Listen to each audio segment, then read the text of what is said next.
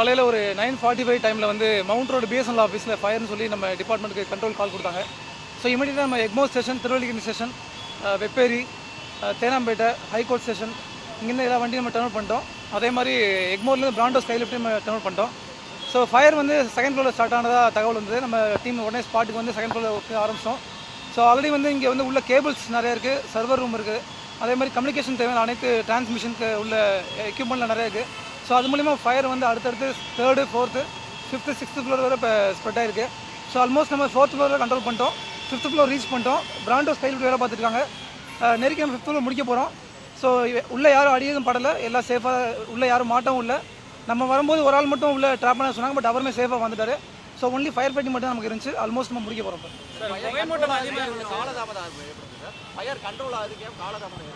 அதாங்க உள்ளே வந்து ஸ்மோக் ரொம்ப ஹெவியாக இருக்குங்க, டென்ஸ் ஸ்மோக்காக இருக்குது. ஸோ ஏன்னா ஆல்ரெடி கேபிள்ஸ்லாம் ஃபயர் ஆகிட்டுனால நம்மளால் வந்து அந்த டென்ஸ் ஸ்மோக்னால உள்ளே போக முடியல. நம்ம டீம் பிஎஸ்எட்லாம் போட்டு உள்ளே ட்ரை பண்ணி உள்ளே போயிருக்கோம், போய் நம்ம ஒர்க் அவுட் பண்ணியிருக்கோம். சைமல்டேனியஸாக நம்ம வந்து ஸ்மோக் எக்ஸாஸ்ட்லாம் போட்டு வேலை செஞ்சுருக்கோம். ஸோ ஸ்மோக்கை கண்ட்ரோல் பண்ணி தான் உள்ளே போகிற மாதிரி இருக்குது.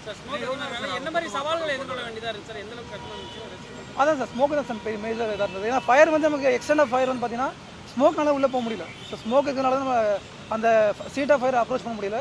ஸோ ஆல்மோஸ்ட் நம்ம 5th ஃப்ளோர் வரை நம்ம ரீச் ஆகிட்டோம். 6th ஃப்ளோர் மட்டும் ஃபயர் நம்ம இன்னும் கன்ஃபார்ம் பண்ண முடியல, ஏன்னா நம்ம 5th ஃப்ளோர் தாண்டி மேலே போக முடியல. ஸோ 5th ஃப்ளோர் முடிச்ச பிறகு 6th ஃப்ளோர் போயிடலாம். டோட்டல் G+7 7 ஃப்ளோர் இருக்குது. 7th ஃப்ளோரில் ஃபயர் தெரியல, 6th ஃப்ளோரில் மைல்டாக தான் ஸ்மோக் வருது. அந்த ஸ்மோக் வந்து 5th ஃப்ளோர் ஸ்மோக்கா இல்லை 6th ஃப்ளோர் ஸ்மோக்கான்றது கன்ஃபார்ம் பண்ணிடலாம் நம்ம. ஆமாம், எல்லாமே இருக்குது. பேட்டரி உள்ள சர்வர் ரூம் இருக்கிறதுனால பேட்டரிஸு, அதுக்குள்ளே வயரிங் சிஸ்டம் எல்லாமே இருக்குது. கம்யூனிகேஷன் தேவையான அனைத்து டிவைசஸும் உள்ளே இருக்குது. இப்போ பல பேருக்கு இந்த பிஎஸ்என்எல் சிக்னல் ப்ராப்ளமாக இருக்குது அப்படின்னு சொல்கிறாங்க. அது இதனால தானுங்களா இல்லை வேறு ஏதாவது சொன்னாங்களா அவங்க சைட்லேருந்து? இல்லை இருக்கலாங்க, தெரியல, நமக்கு அதை தெரியல, பட் இருக்க வாய்ப்பு இருக்குது, தெரியல.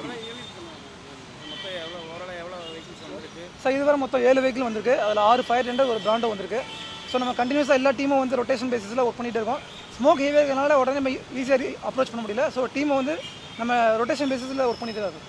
இந்த கட்டிடத்தில் வந்து தீத்தடுப்பு சாதனங்கள் முறையாக அமைக்கப்பட்டிருக்காங்க, எல்லாமே போட்டுருக்காங்க சார். பிஎஸ்என்எல் ஆஃபீஸில் போட்டுருக்காங்க.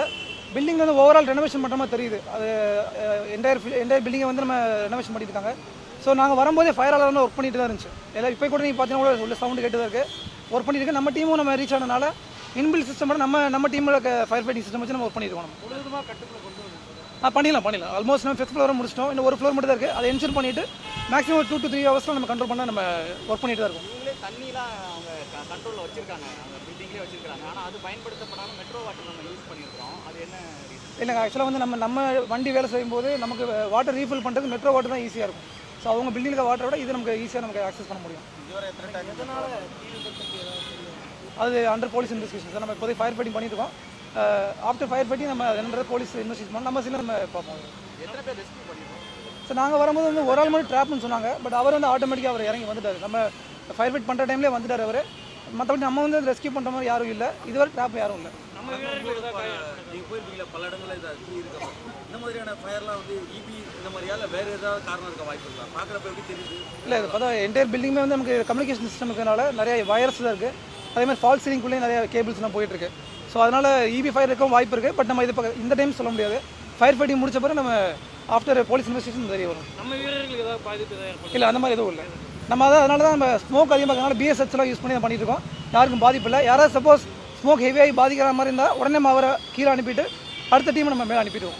பிளே ஸ்டோர் மற்றும் ஆப் ஸ்டோரில் இருந்து பாலிமர் செயலியை QR கோடு மூலம் பதிவிறக்கம் செய்யுங்கள். செய்திகளை உடனுக்குடன் பெறுங்கள்.